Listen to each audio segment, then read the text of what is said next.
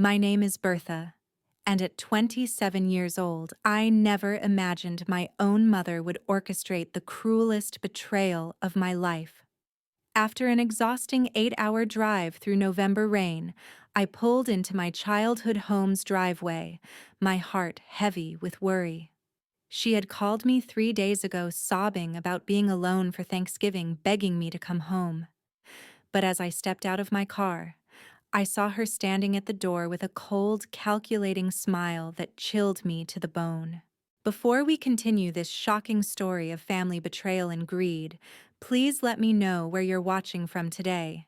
If family drama stories help you process your own experiences, hit that like button and subscribe for more real-life stories. Trust me, what happens next will leave you questioning everything you thought you knew about family loyalty. The phone call that started this nightmare came on a Tuesday evening while Cooper and I were cooking dinner in our small apartment 3 states away. I hadn't spoken to my mother in almost 6 months, and seeing her name on my phone screen made my stomach tighten with familiar dread. Cooper noticed my hesitation and gently squeezed my shoulder, already sensing trouble. "Bertha, sweetheart, please don't hang up." My mother's voice cracked through the phone, thick with tears. "I know we haven't talked, but I need you. I'm so alone, and the doctors say my heart condition is getting worse. Diane won't even return my calls anymore. I don't know how many holidays I have left, and I can't bear the thought of spending Thanksgiving by myself." The manipulation was subtle, but effective. She knew exactly which buttons to push, especially mentioning my older sister, Diane's absence. Throughout our childhood, Diane had always been the golden child, while I was the family scapegoat. But hearing my mother claim even Diane had abandoned her stirred something in me, perhaps foolish hope that things could be different. "I've been doing a lot of thinking, Bertha, about how I treated you about the past. I need to make things right before it's too late. Please just come for Thanksgiving. We can have a fresh start. I promise things will be different this time." Her voice broke on the last words, and despite everything, I felt that familiar pull of obligation. Cooper watched me with concern as I ended the call. We'd been together for 3 years, and he knew my family history intimately. He'd held me through countless nights of processing childhood trauma, listened to stories of emotional manipulation, and witnessed firsthand how my mother's sporadic calls could destabilize me for days. "You don't have to go, Bertha. You know that, right? You don't owe her anything after what she put you through," he said, pulling me into his arms.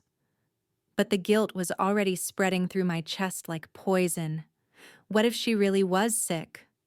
What if this was my last chance to have some kind of relationship with my mother? I spent 2 days agonizing over the decision.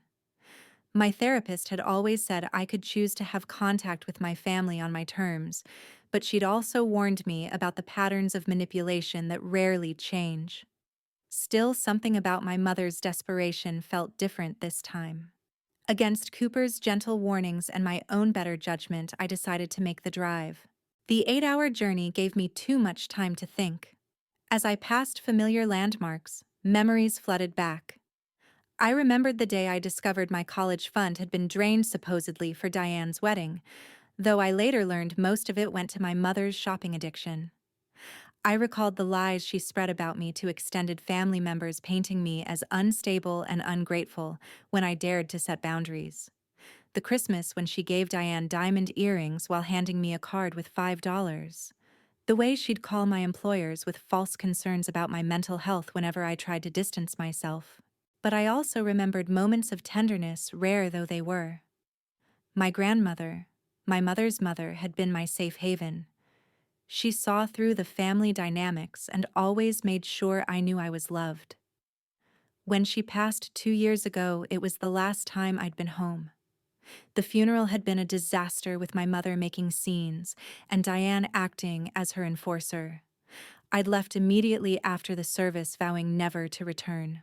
Yet here I was, driving through the same small town, past the diner where Grandma used to take me for secret lunches, past the library where I'd hidden during the worst of the family storms.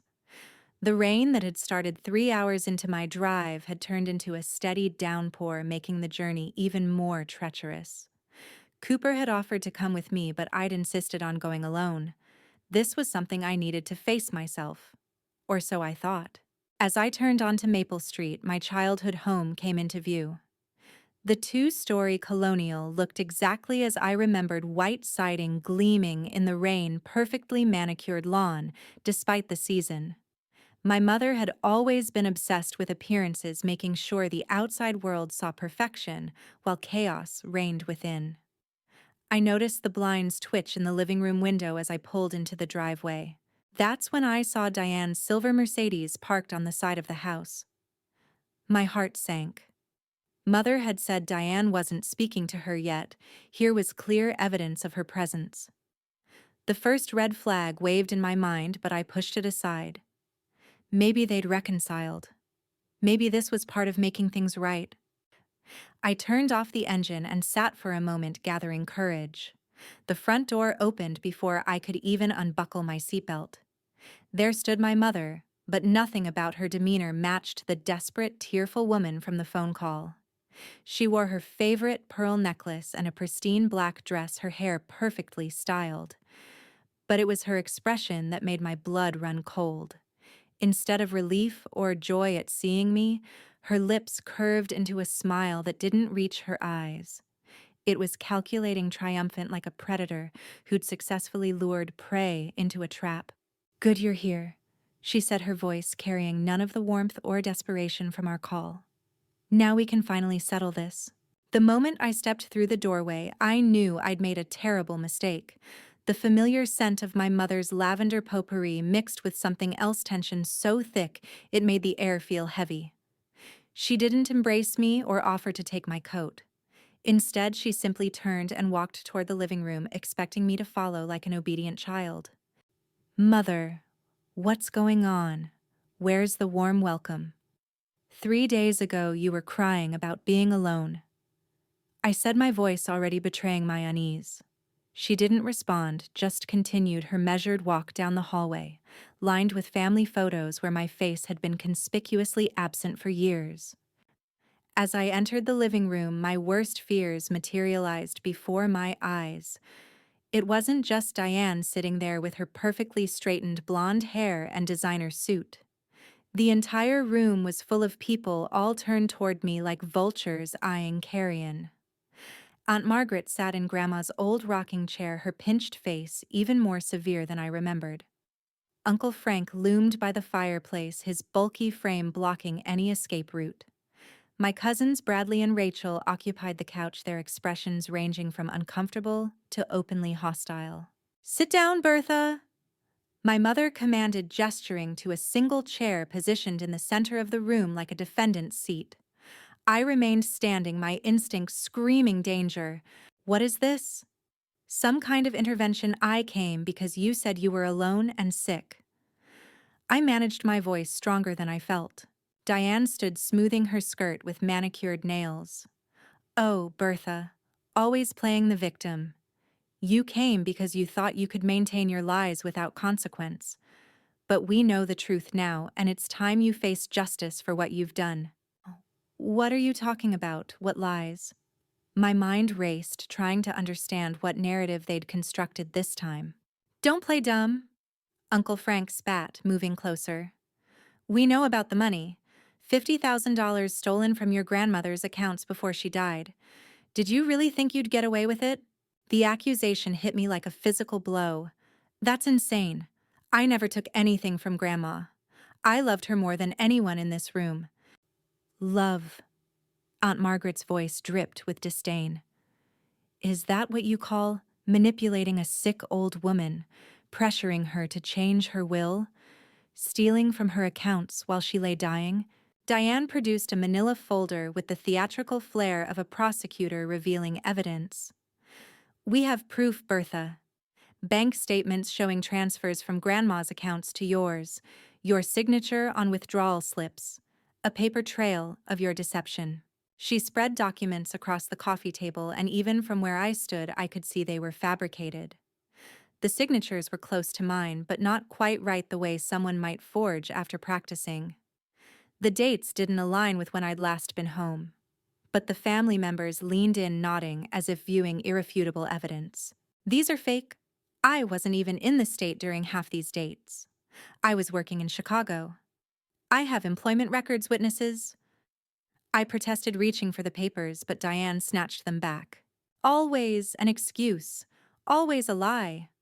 My mother said, finally taking her seat like a queen holding court. We've spent months investigating, putting together the pieces. Do you know what this has done to our family's reputation? People in town are talking about how Joyce Wilson's granddaughter is a thief. The real motive began crystallizing in my mind. This is about Grandma's will, isn't it? You can't stand that she left me the house and her savings. The room erupted in indignant voices.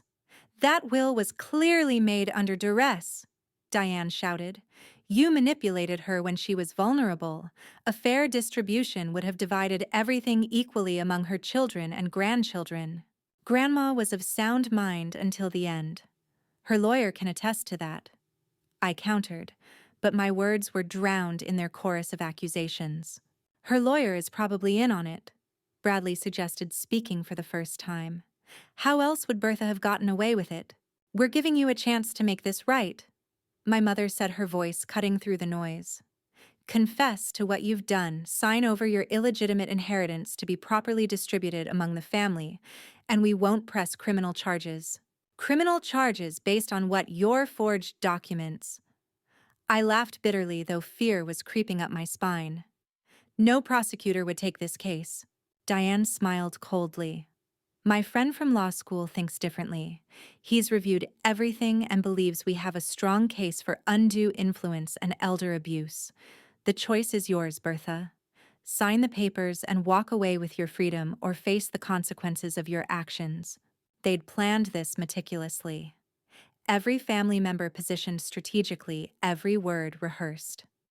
I looked around for my phone to call Cooper, but realized I'd left it in the car. When I moved toward the door to retrieve it, Uncle Frank stepped directly in my path. You're not going anywhere until this is resolved. He growled, his breath reeking of alcohol despite the early hour. You can't keep me here against my will. That's kidnapping, I said, trying to project confidence I didn't feel. Kidnapping. My mother's laugh was sharp and bitter. We're having a family discussion about your theft. If you have nothing to hide, why are you so eager to leave, unless you're planning to run like the coward you are? Rachel finally spoke up from the couch, her voice wavering slightly. Just sign the papers, Bertha. This doesn't have to get uglier than it already is. For a moment, I saw doubt in her eyes, a flicker of discomfort with what was happening. But before I could appeal to her better nature, Aunt Margaret intervened. Don't let her manipulate you, Rachel. She's always been good at playing the victim, making others feel sorry for her. It's how she got to your grandmother. Grandma loved me because I actually visited her, unlike the rest of you who only showed up when you needed money. The words burst out before I could stop them. The truth of it hung in the air for a moment before Diane responded. Visiting her to ensure you'd get everything. We see through your act, Bertha. The poor, misunderstood granddaughter who just happened to inherit hundreds of thousands while the rest of us got nothing. That's not my fault. I didn't ask for it. I didn't even know she'd changed her will until after the funeral. I protested, but I could see they'd already decided on their version of truth. Uncle Frank pulled out a chair and shoved it behind me. Sit down. We're going to go through every transaction, every visit, every manipulation, until you admit what you've done. I remained standing, defiant despite my trembling hands. I want to leave. Now. With what car keys? Diane dangled my keychain, having somehow retrieved it while I was focused on the accusations. You're not going anywhere until we resolve this family matter. The air in the room grew thicker as Uncle Frank moved closer, using his considerable size to intimidate. I'd always been afraid of him as a child, memories of his drunken rages at family gatherings still vivid in my mind. Now, 20 years later, that same fear clawed at my chest as he loomed over me. Sit down, Bertha, he growled, placing a heavy hand on my shoulder. When I tried to shrug it off, His grip tightened painfully. "Don't make this harder than it needs to be." Get your hands off me," I said through gritted teeth, but my defiance only seemed to amuse him. With sudden force, he pushed me down into the chair, sending shooting pain through my tailbone as I landed hard on the wooden seat. "Frank, careful," my mother said, though her tone suggested more concern for appearances than my well-being. "We don't want any marks. Bertha has always been prone to exaggeration." The psychological warfare began in earnest then. Diane opened a second folder, this one filled with what appeared to be a carefully curated timeline of my supposed sins. "Let's review your history of deception, shall we? Age 16. You told Grandma that Mom was taking money from your college fund, a lie designed to drive a wedge between them. That wasn't a lie, she did take that money." I protested, but Diane continued as if I hadn't spoken. "Age 21, you refused to contribute to Dad's funeral expenses, claiming poverty while secretly hoarding your paychecks. Age 23, you missed Diane's wedding, fabricating a work emergency to avoid your family obligations." Each accusation twisted real events into a narrative of selfishness and manipulation. Yes, I'd been unable to contribute to funeral expenses because I was barely surviving on minimum wage. Yes, I'd missed the wedding because my boss had threatened to fire me if I took time off. But in their retelling, every act of survival became evidence of my supposed cruelty. And let's not forget," my mother interjected, her voice dripping with false pain, "how you poisoned Grandma against us, telling her we didn't care, that we only visited for money. Meanwhile, you were setting yourself up as the perfect grandchild, the only one who truly loved her." "I never said those things." Grandma made her own observations. "She saw who visited out of love and who only came with their hands out." I shot back, anger momentarily overriding fear. That's when my mother's mask fully slipped. She stood abruptly, grabbing her coffee mug from the side table. In one swift motion, she threw the contents at me. The hot liquid splashed across my face and chest, soaking through my sweater. I gasped, jumping up from the chair, but Uncle Frank pushed me back down. "Oh dear, how clumsy of me," my mother said flatly. "Bertha, you startled me with your aggressive tone. You always were prone to accidents, weren't you?" The coffee wasn't scalding, but it was hot enough to sting. I could feel it cooling against my skin, the humiliation worse than the physical discomfort. When I tried to wipe my face, Aunt Margaret tutted disapprovingly. "Always so dramatic. It's barely warm." This is exactly the kind of overreaction that concerns us, Bertha. How can we trust anything you say when you exaggerate every little thing? Diane produced a stack of legal documents from her briefcase. "Let's make this simple. We have several papers for you to sign. First, a confession acknowledging that you unduly influenced Grandma in her final years. Second, a full transfer of all inherited assets to be placed in a family trust for proper distribution. Third, a statement agreeing to cease all contact with family members unless explicitly invited." "I'm not signing anything," I said firmly, though my voice shook. "You can't force me to give up my inheritance based on lies and forged documents." "Can't we—" Diane's smile was sharp as a blade. "Bradley, show her what else we have." My cousin pulled out his phone, scrolling through what appeared to be social media posts. "Funny thing about the internet, Bertha. People will believe anything if it's presented right. Look, here's your Facebook profile discussing your drug problem. And here's your Instagram documenting your mental health spiral. Oh, and this Twitter thread about how you're planning to sell Grandma's house to fund your gambling addiction." My blood ran cold as I stared at the screen. The accounts looked exactly like mine profile pictures, and all but I'd never written those posts. "You created fake accounts. That's identity theft." "Prove it," Diane challenged. "These accounts have been active for months, building a digital trail of instability. Your employer has already received some concerning messages about your behavior. How long do you think you'll keep that job when they learn about your addiction issues?" This is insane. You're all insane. I stood again, desperate to escape, but the family formed a tighter circle. Rachel blocked the doorway to the hall while Bradley positioned himself near the windows. "The only insane person here is you," my mother said coldly. "Sign the papers, Bertha. Save yourself further embarrassment. We've already spoken to several people in town about your concerning behavior. Mrs. Henderson next door is particularly worried after witnessing your erratic visits to Grandma." As if on cue, the doorbell rang. Diane smiled triumphantly. "Perfect timing. Let's see what our neighbor has to say." Mrs. Henderson entered like she owned the place, her weathered face set in disapproving lines. I remembered her as the neighborhood gossip who spent more time peering through curtains than tending her own garden. She'd also borrowed $5,000 from my mother years ago and never repaid it, a debt that apparently bought her loyalty.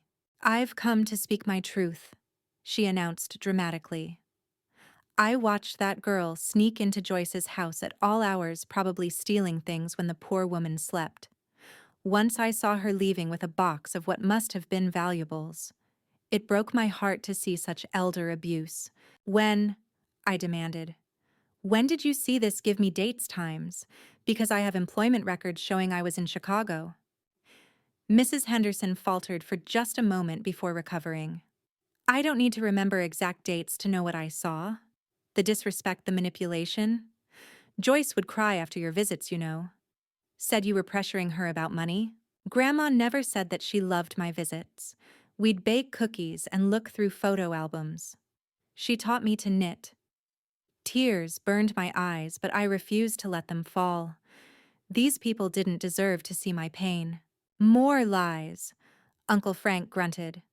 "Your grandmother could barely hold a spoon at the end, let alone teach anyone to knit. Stop romanticizing your exploitation of a dying woman." The cruelty of erasing my genuine memories with Grandma sparked fresh rage. I lunged for the papers on the table, intent on destroying their fabricated evidence, but multiple hands grabbed me.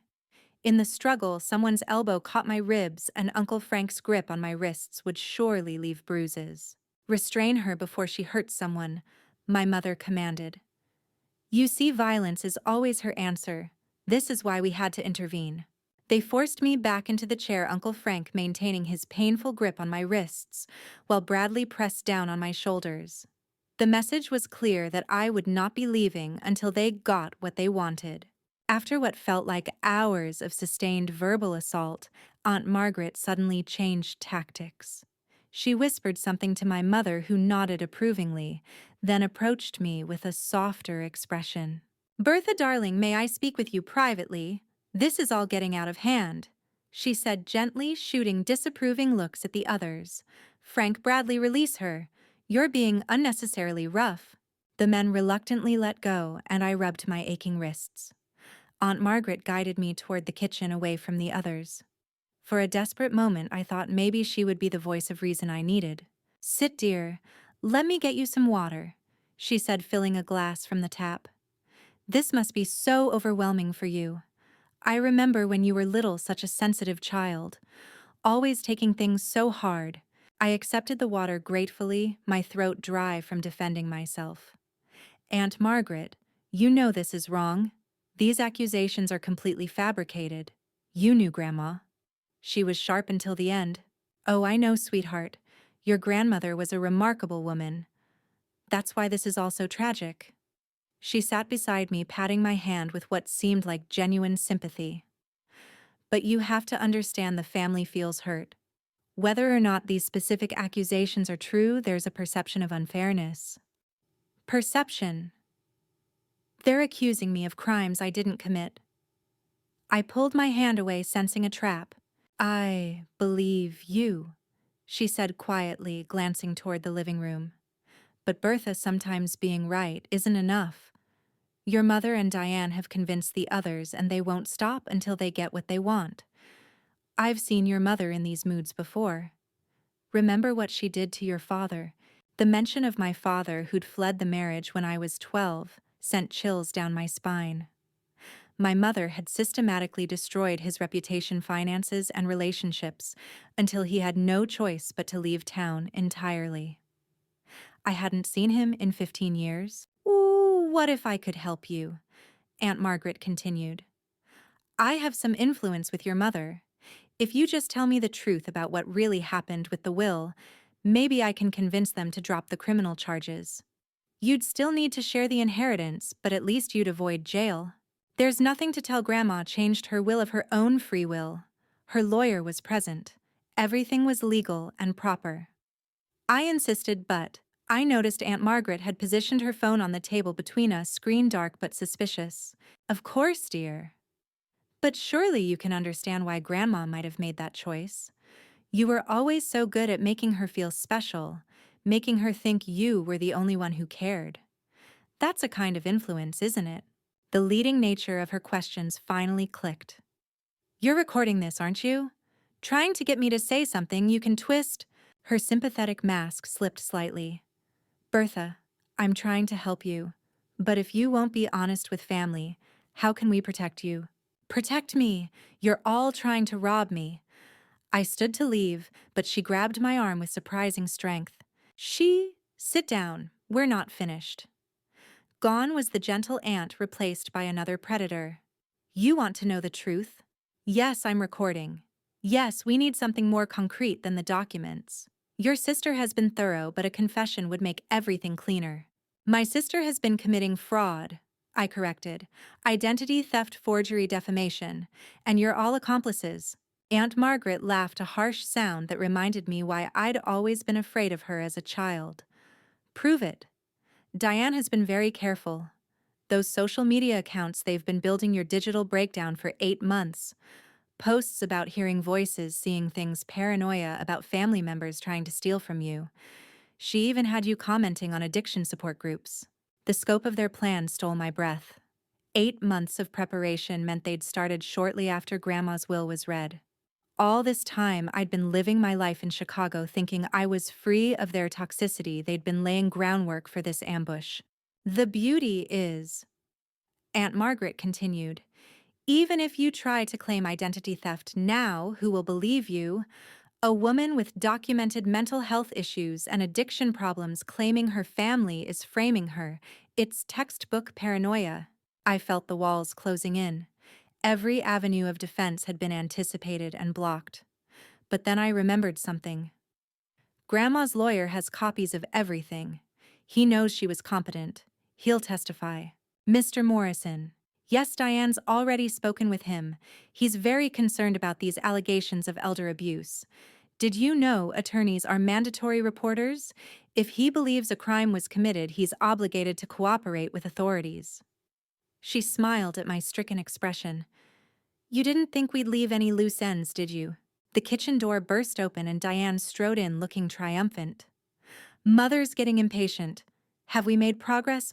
I was just explaining the reality of her situation, Aunt Margaret said, standing. But Bertha seems determined to maintain her delusions. Not delusions. Truth, I said firmly, though my voice sounded small even to my ears. Diane pulled out her phone, showing me more fake posts. Look here, you are discussing how you convinced Grandma to change her will. Oh, and here's a lovely rant about how your family never appreciated you. How you deserved everything because you were the only one who truly loved her. I never wrote those things. Your IP address says otherwise. Amazing how digital forensics work. We had a professional trace everything back to your devices and location. She leaned closer, her perfume sickeningly sweet. I've been pretending to be you for so long, I almost feel like I know you better than you know yourself. Your password habits, your writing style, your online shopping addiction that you hide from Cooper. The mention of Cooper made my heart race. Leave him out of this. Oh, but he's already in it. How do you think he'll react when he learns about your debts? The credit cards you've been hiding, the gambling sites you've been visiting.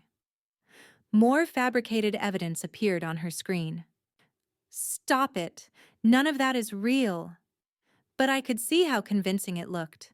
Screenshots of gambling sites with my login information, credit card statements in my name, showing massive debts, email confirmations for purchases I'd never made.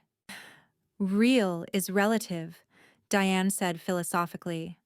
What matters is what people believe, and people always believe the worst, especially when there's evidence. We returned to the living room where the situation had deteriorated further.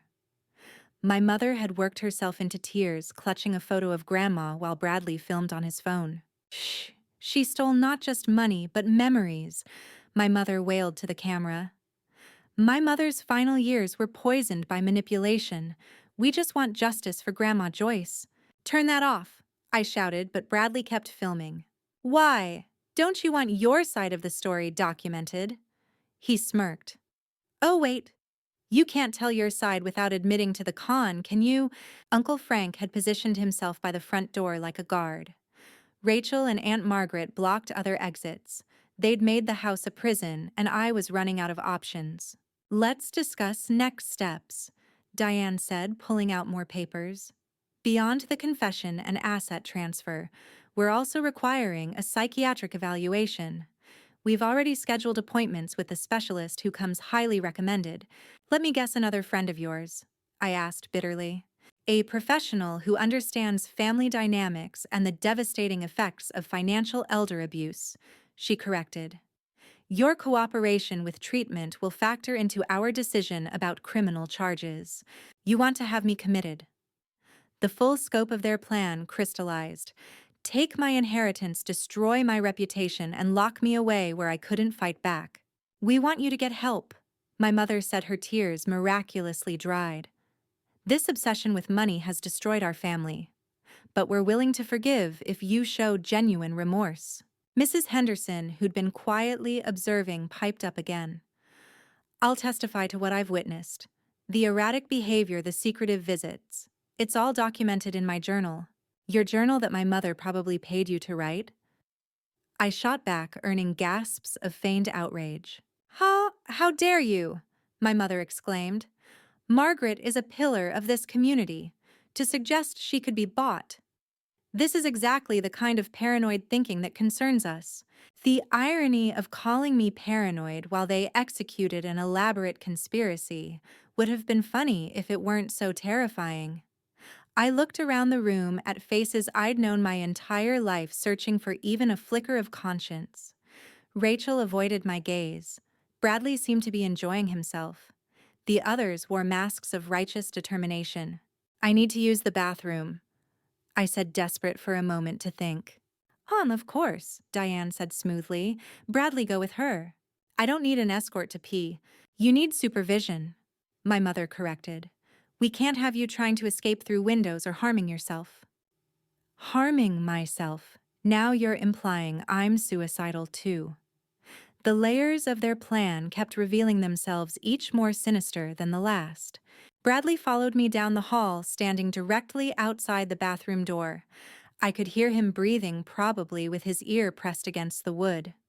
Inside, I splashed cold water on my face, trying to think clearly. The window was indeed painted shut, just as I'd feared. My phone was still in the car, and they had my keys. Even if I screamed for help, who would come? The neighbors probably all believed I was having a mental breakdown by now.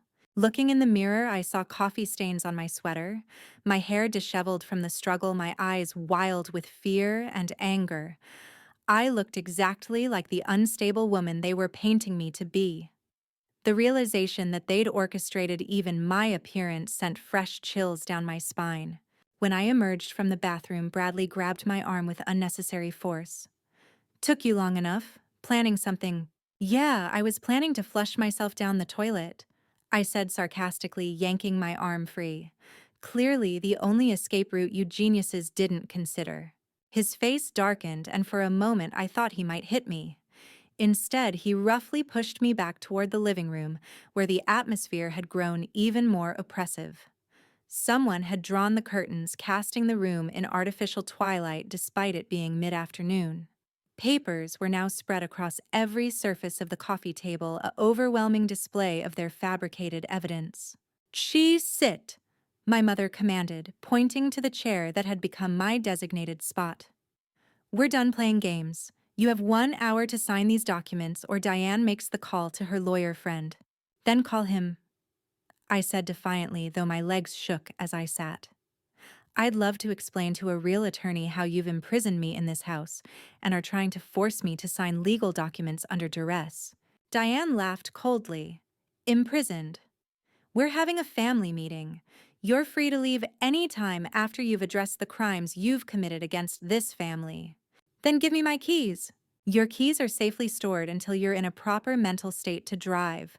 We can't have you endangering yourself or others in your current condition, my mother said smoothly. Look at you shaking clearly in distress. What kind of family would we be if we let you drive 8 hours in this state? The gaslighting was so expertly done that for a moment I questioned my own perception. Was I overreacting?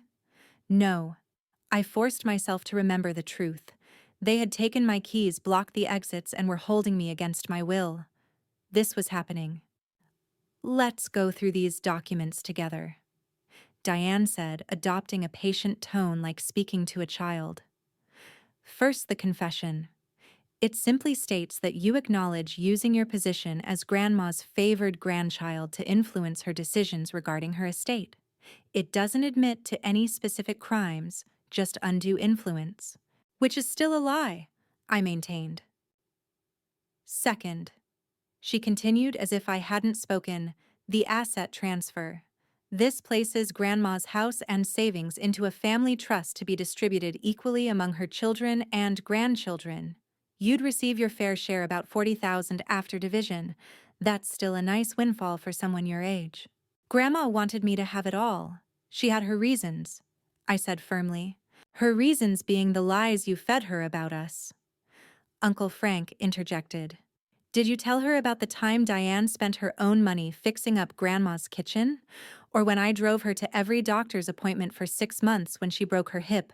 You mean when Diane hired the cheapest contractor who did shoddy work? Or when you charged Grandma gas money for those medical trips?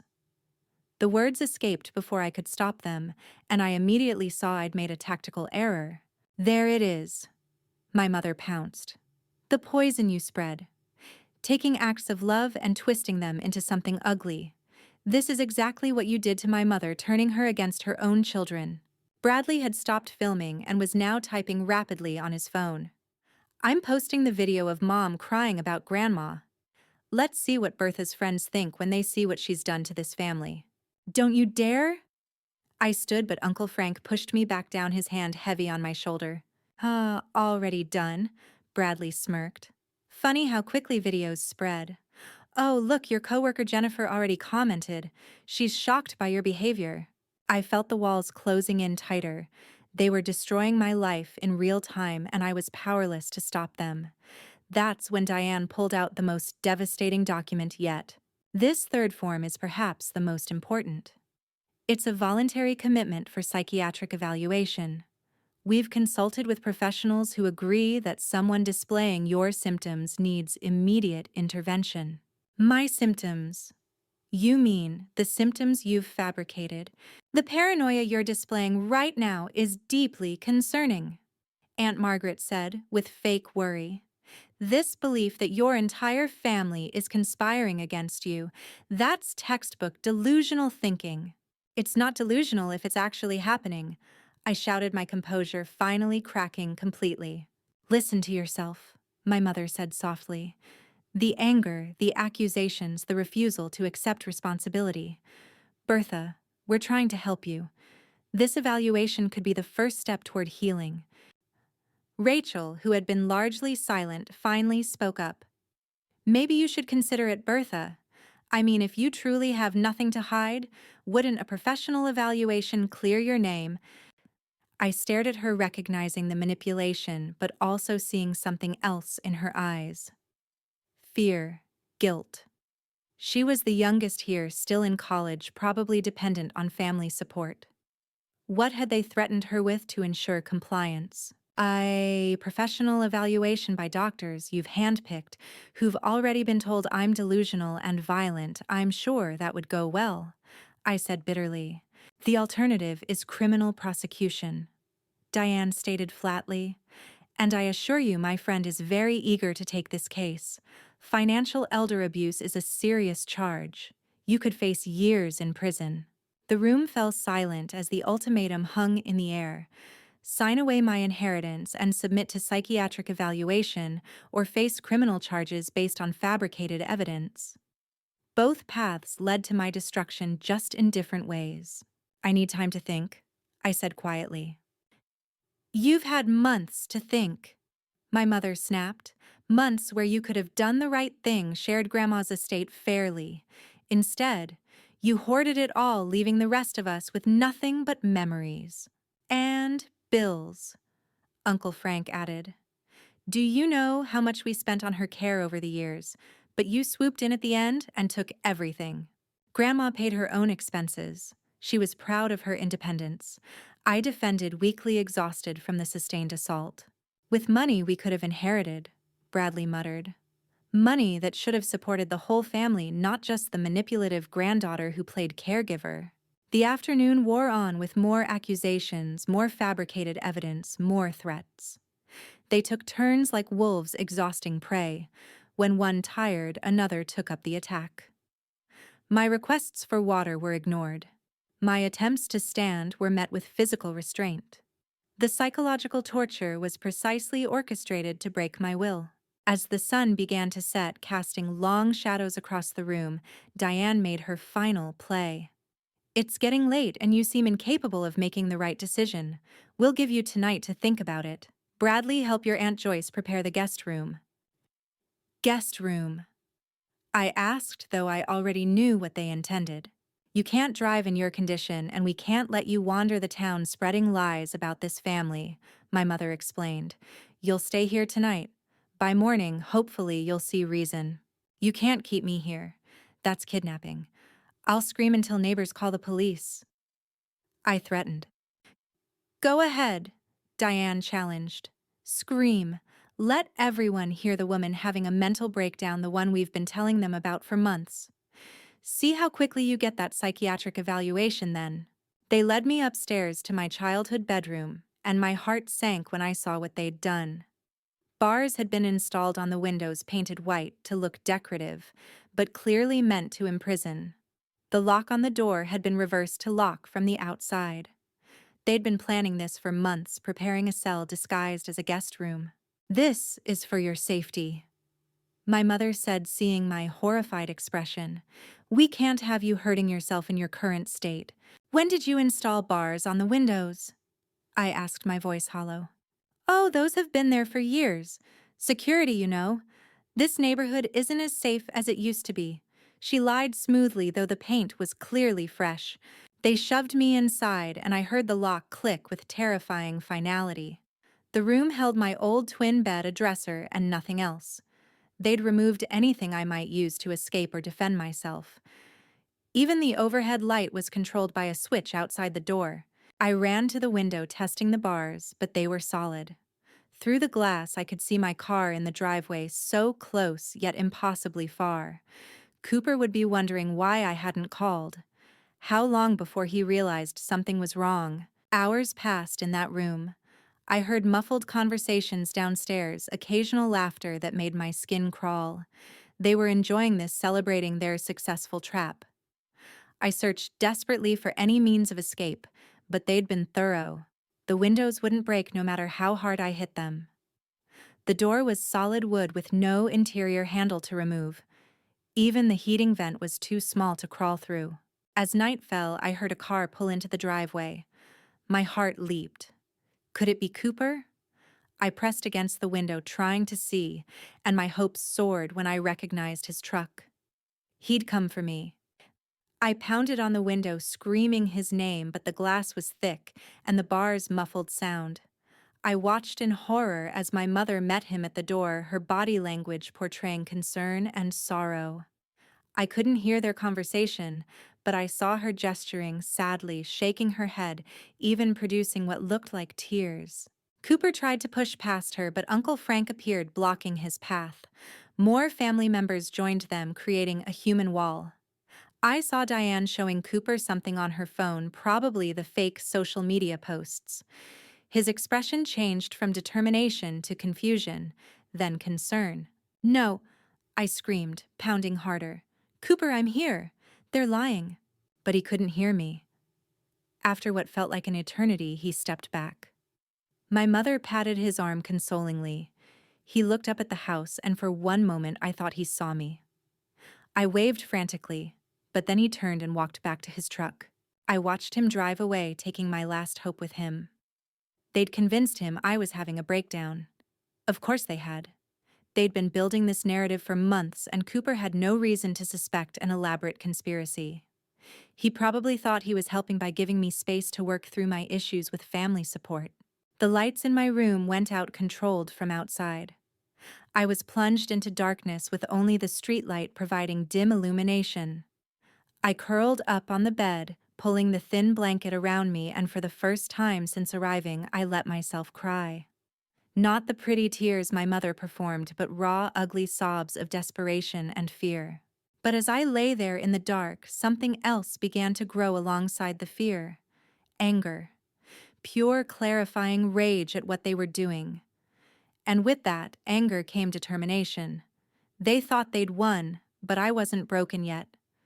Grandma wouldn't want me to give up. She'd fought her own battles with this family, and she'd made sure I had the tools to fight mine. I just had to survive until I could find them. I must have dozed off at some point because I woke to pale morning light filtering through the barred windows. My body ached from the uncomfortable bed and the stress of the previous day. For a moment, I thought it had all been a nightmare, but the locked door and imprisoned windows confirmed my horrible reality. Something felt different, though. The house was too quiet. No voices drifted up from downstairs, no footsteps in the hallway. Had they left me alone, I crept to the door, pressing my ear against it, but heard nothing. That's when I noticed something slipped under the door during the night. A folded piece of paper. My hands shook as I unfolded it, recognizing Grandma's handwriting immediately. How was this possible? The paper was aged yellowed at the edges. It must have been hidden somewhere in this room all along. My dearest Bertha. It read, "If you're reading this, then they've shown their true colors at last. I hid several letters in your old room knowing that someday they might try to trap you there.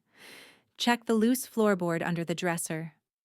Remember, I may be gone, but I made sure you'd have everything you need to fight them. All my love, Grandma." My heart raced as I quietly moved the dresser, wincing at every small sound. Sure enough, one floorboard was slightly raised. I pried it up with my fingernails, finding a small metal box hidden in the space beneath.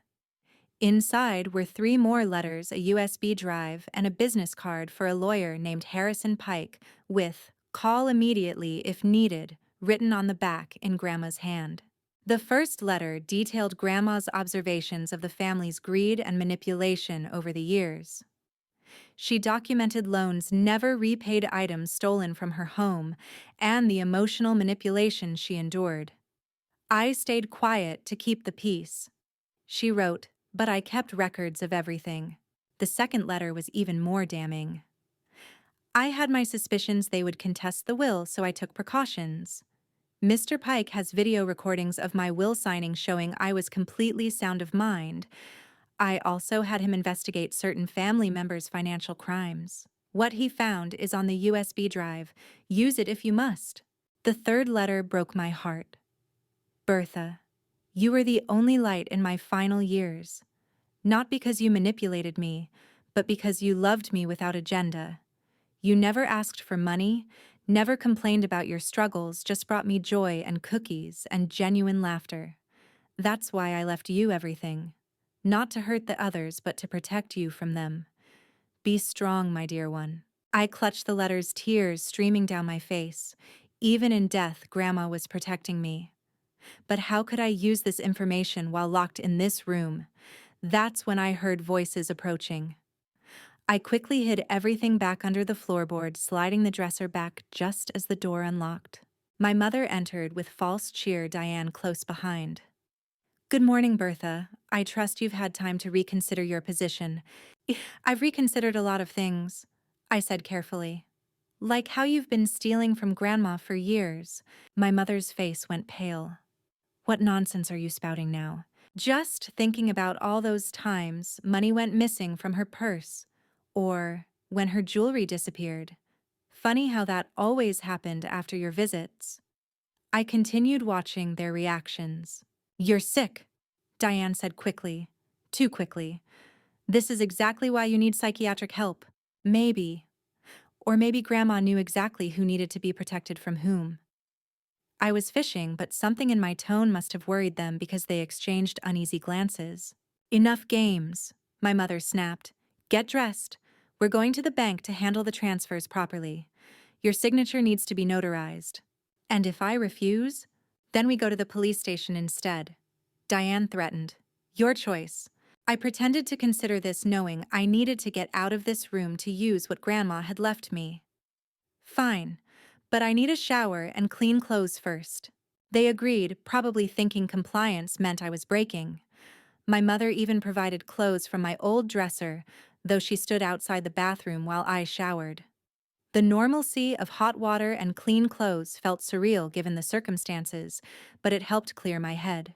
As I dressed, I palmed the business card I'd hidden in my sock, praying for an opportunity to use it.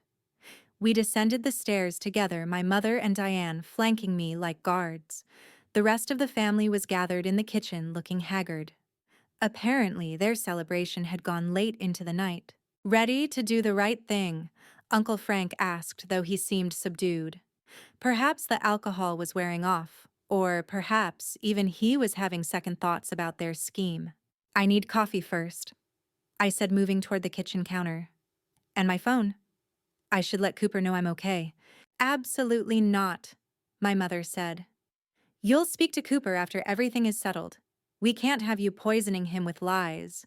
As I poured coffee with shaking hands, I noticed something crucial. My car keys were sitting on the counter, partially hidden behind the toaster. Diane must have set them down last night and forgotten. My heart raced, but I forced myself to remain calm, not even glancing at them again. "So what's the plan?" I asked, sipping the bitter coffee. "Drive me to the bank in chains." "Don't be dramatic," Aunt Margaret chided. "We'll go as a family. You'll sign the papers, and this will all be over. And then what, I'm free to go?" "After your psychiatric evaluation," my mother corrected. "We've made an appointment for this afternoon. Dr. Brennan comes highly recommended for dealing with delusional disorders." I noticed Rachel wasn't making eye contact with anyone. She looked pale, conflicted. I decided to take a risk. "Rachel, you're studying psychology, right? Do you really think I'm delusional?" She startled at being addressed directly.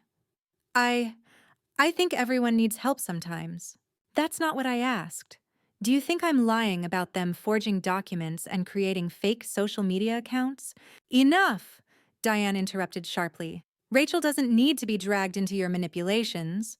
But I saw it. The flash of guilt in Rachel's eyes. She knew. Maybe not everything, but she knew something was wrong with what they were doing. "Let's get this over with," I said, setting down my mug. "But I'm using the bathroom first." Again, my mother's suspicion was obvious. "Coffee goes right through me. You can check the bathroom for escape routes if you want." I offered, knowing they'd already done so. They let me go, probably because the bathroom had no windows and only one door. But I had a different plan. Once inside, I pulled out Mr. Pike's business card and my grandmother's letter. Using my eyeliner, I wrote on the back of the letter, "Help, held against will, call Cooper." I added Cooper's number and wrapped the letter around the business card. When I emerged, I stumbled slightly, dropping the wrapped items near Rachel's feet. She automatically bent to pick them up, and I saw her register the writing before Diane snatched them away. "What's this?" Diane demanded, unfolding the paper. Her face went white as she read Grandma's handwriting. "Where did you get this?" My mother grabbed the letter, scanning it quickly. "This is fake. You forged Mother's handwriting." "Really? Because you seem pretty upset about a forgery," I observed. "Almost like you recognize the truth in it." The room erupted in chaos. Uncle Frank demanded to see the letter. Aunt Margaret tried to grab it from my mother. In the confusion, I saw my chance. While they fought over the paper, I slipped behind them toward the counter where my keys waited. She's lying. Mother would never write such things." Diane shouted, but her voice cracked with uncertainty. "Then why are you so scared?" I asked, my hand closing around the keys. If it's fake, it shouldn't matter. Rachel suddenly spoke up. What does it say? What are you all hiding? Nothing, your cousin is sick, that's all? My mother insisted, but Rachel was already pulling out her phone. I recorded everything last night, she announced quietly. The whole conversation about the forged documents. I couldn't sleep. It felt wrong. The room froze. Everyone stared at Rachel in shock, and I used their distraction to edge toward the door. You recorded your own family, Aunt Margaret gasped. You were planning to destroy Bertha's life. Rachel shot back, finding her courage. I went along because I was scared, but this is wrong. All of it is wrong. You little traitor! Uncle Frank growled, advancing on her, but Bradley stepped between them. Dad, stop. She's right. We went too far. He looked at me with something approaching remorse. The social media stuff, the fake documents. I thought it was just about money, but this is serious fraud. The family turned on each other then. Accusations flew about who suggested what, who went too far, who would take the fall if authorities got involved. In the midst of their self-destruction, I reached the door. Where do you think you're going? My mother noticed my escape attempt. To get the rest of Grandma's letters, I said calmly. The ones that detail every crime you've committed. The ones already in her lawyer's hands.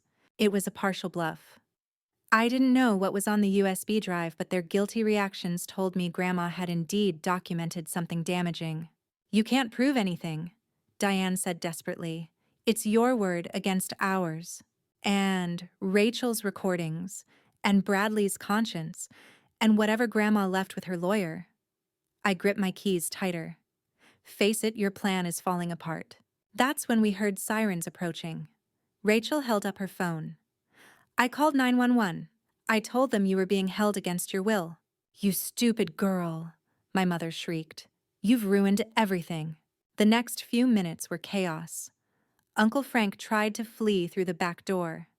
My mother attempted to hide the forged documents. Diane frantically called her lawyer friend, begging for advice. But it was too late.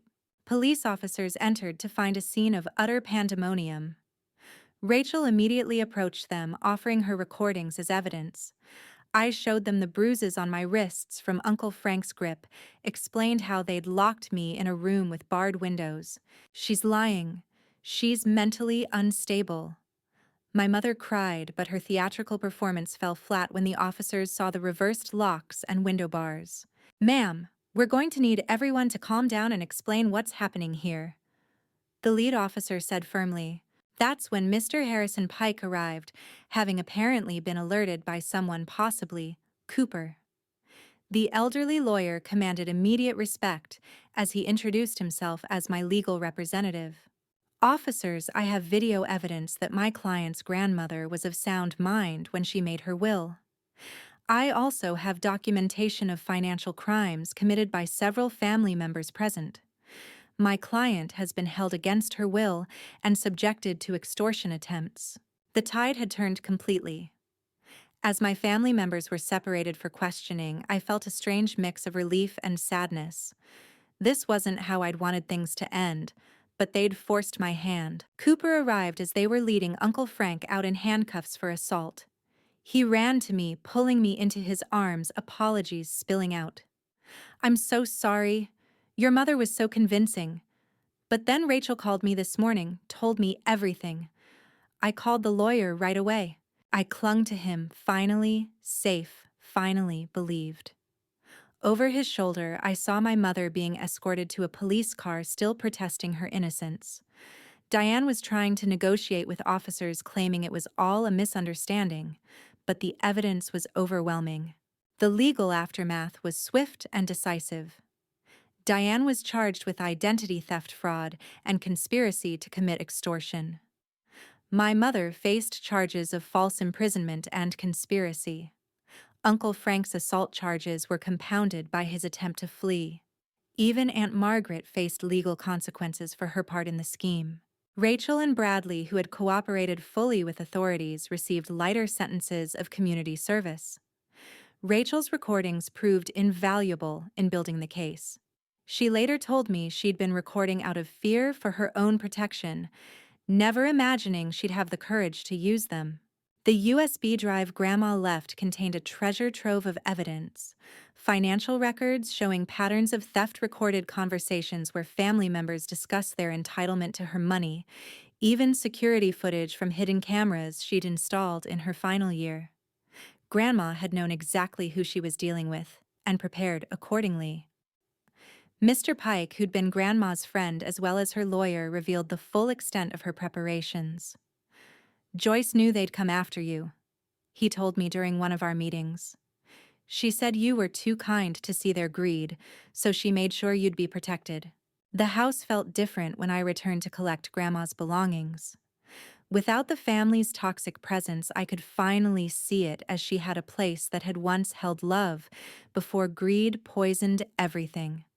I found more letters hidden throughout each one, a testament to her love and foresight. 6 months later, I sat in the garden of Grandma's house, which I'd decided to sell.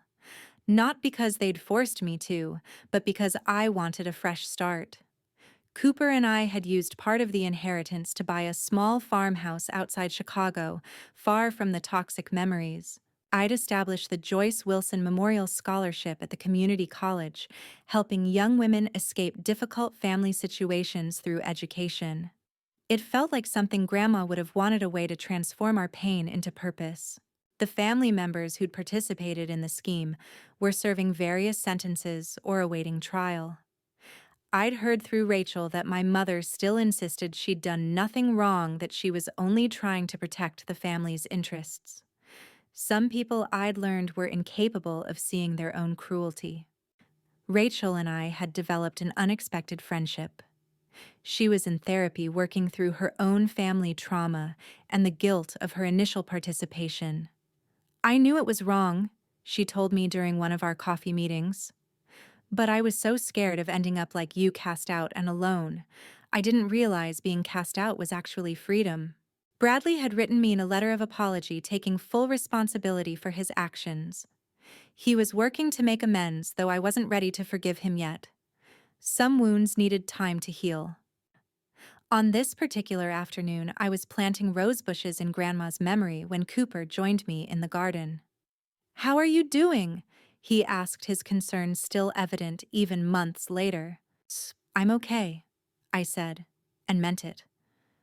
Therapy is helping, understanding that their behavior was never about me, it was about their own greed and emptiness. "Any regrets?" he asked gently. I thought about it carefully. I regret that it came to this. I regret that money mattered more to them than family. But I don't regret protecting myself or honoring Grandma's wishes. We worked in comfortable silence for a while, the spring sun warm on our backs. Then I remembered something and pulled out a final letter I'd found hidden in Grandma's recipe box. "My dearest Bertha," I read aloud. "If you're reading this, you've survived their worst and come out stronger. I'm so proud of you. Remember, your worth was never determined by their approval. You were worthy of love from the moment you were born. They just weren't capable of giving it. Live your life free from their poison. Find your own family, one that chooses love over greed. Be happy, my dear one. That's the best revenge of all." Cooper wrapped his arms around me as I cried, not from sadness, but from a complex mix of grief, love, and liberation. Grandma was right. The best revenge wasn't legal justice or financial victory. It was building a life filled with genuine love, something my biological family could never understand or take away. As we finished planting the roses, I made a decision. The house would be sold to a young family who reminded me of what homes should be, filled with laughter and love instead of schemes and manipulation. The money would continue Grandma's legacy of kindness through scholarships and charitable work. "You know what Grandma told me once?" I said to Cooper as we admired our work. "She said sometimes God gives us the family we're born into to teach us how to recognize the family we're meant to find." She was right. I found you. I found true friends. I found a therapist who helps me heal. That's my real family now. That evening, as we drove away from the house for the last time, I didn't look back. There was nothing there for me anymore. The past had been faced, the truth revealed, and justice served. Now it was time to focus on the future, one built on genuine love instead of manipulation, honesty instead of lies, and chosen family instead of toxic blood ties. Grandma's greatest gift wasn't the money or even the evidence that protected me. It was showing me I deserved better and giving me the tools to fight for it. Her love had been my shield against their cruelty, and now that love would be the foundation for the life I was building. Some might say I lost my family that Thanksgiving, but the truth is, I never had them to begin with. What I lost were chains disguised as obligations, abuse disguised as love. What I gained was freedom's self-worth and the knowledge that real family shows up with support, not schemes. As Cooper drove us home to our new life, I pulled out my phone and sent a text to the friends who'd supported me through the ordeal, inviting them for dinner next week. It was time to start new traditions with people who actually knew how to love. The inheritance Grandma left me was never just about money. It was about breaking generational patterns of abuse and greed. It was about choosing healing over hatred, truth over manipulation.